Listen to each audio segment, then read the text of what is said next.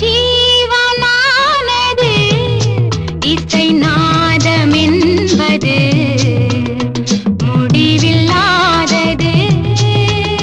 வாழும் நாளெல்லாம் என்னை வாழ வைப்பது இசை என்றானது.